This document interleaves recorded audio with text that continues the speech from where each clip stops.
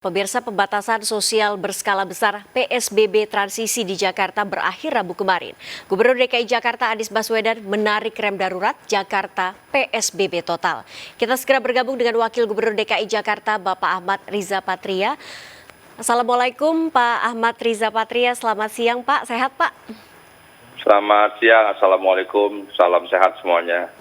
Pak Riza, rencananya 14 September, Senin mendatang kita akan kembali Pemprov DKI memberlakukan PSBB total, Pak. Ini seperti apa nanti mekanismenya? Apakah seperti awal pandemi atau lebih ketat lagi atau bagaimana, Pak? Ya, kurang lebih PSBB berskala besar ini seperti yang awal ya. Ada pengetatan memang, namun ada beberapa penyesuaian.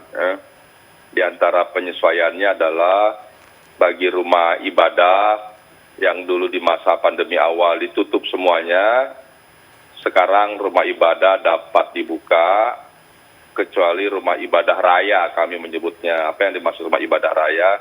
Rumah ibadah yang ada di tengah-tengah kota, yang didatangi oleh para jamaah yang datang dari berbagai tempat atau berbagai daerah. Namun bagi rumah daerah yang ada di perkampungan, di komplek, ya, di lingkungan komunitas warga, itu kami perbolehkan karena yang hadir di situ yang beribadah adalah warga sekitar yang mengenal satu sama lain dengan pengetatan yang sebaik mungkin. Jadi ada pengetatan, itu salah satu pengecualian di PSBB kali ini bagi rumah ibadah. Artinya seluruh industri yang boleh beroperasi juga sama seperti waktu PSBB awal ya Pak ya? Betul, jadi semua kita minta tutup untuk sementara, namun ada 11 sektor yang kami perbolehkan sebagaimana dulu telah dilansir oleh pemerintah pusat atau gugus tugas pusat ya. Soal logistik, soal energi, soal komunikasi, soal kesehatan, pelayanan umum lainnya, ya, soal keuangan, perhotelan, konstruksi, dan industri strategis lainnya, termasuk bahan pangan, makanan, dan minuman. Baik, Pak Riza, ini salah satu yang perlu digarisbawahi adalah klaster perkantoran Pak yang menyumbang angka positif COVID-19 cukup besar. Bagaimana Pemprov DKI Jakarta sendiri mengawasi perkantoran yang beroperasi di Jakarta selama PSBB ini?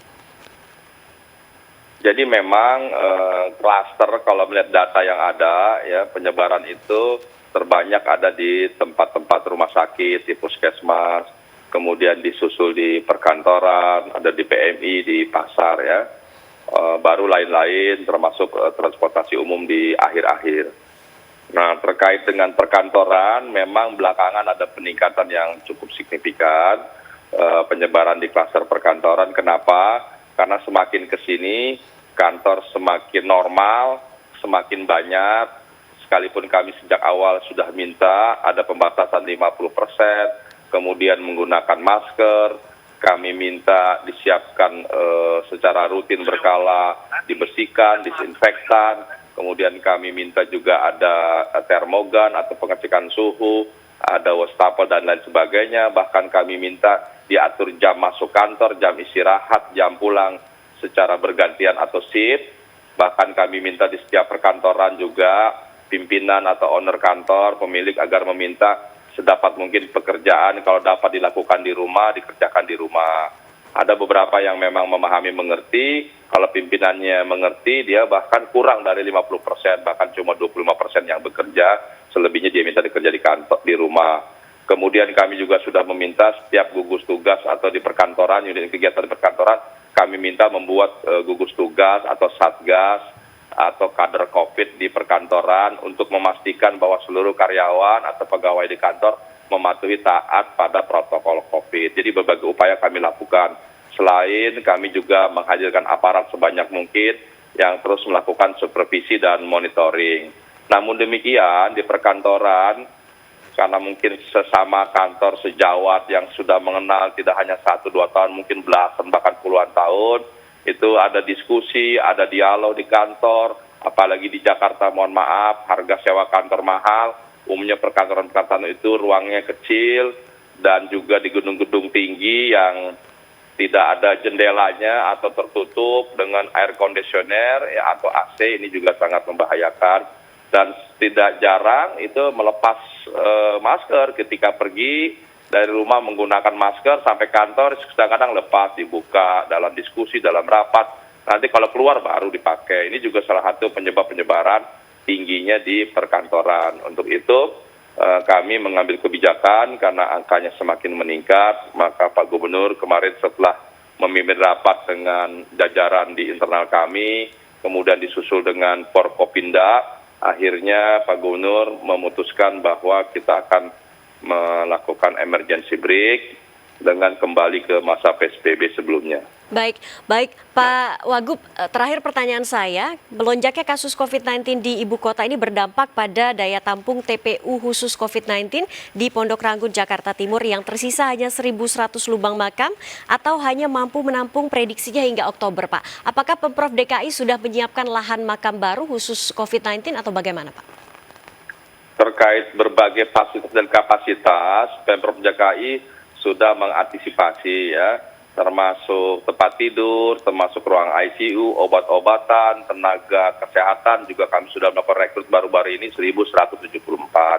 Termasuk juga tempat pemakaman yang memang tersisa kurang lebih 1.100, 1.200. Berapa yang lalu Pak Gubernur dan saya jajaran telah mengecek langsung ke titik pemakaman dan kami telah memutuskan juga ada penambahan sedang dipersiapkan. Insya Allah ke depan kita bisa mempersiapkan tanah atau lahan yang dapat digunakan untuk pemakaman bagi korban COVID ya.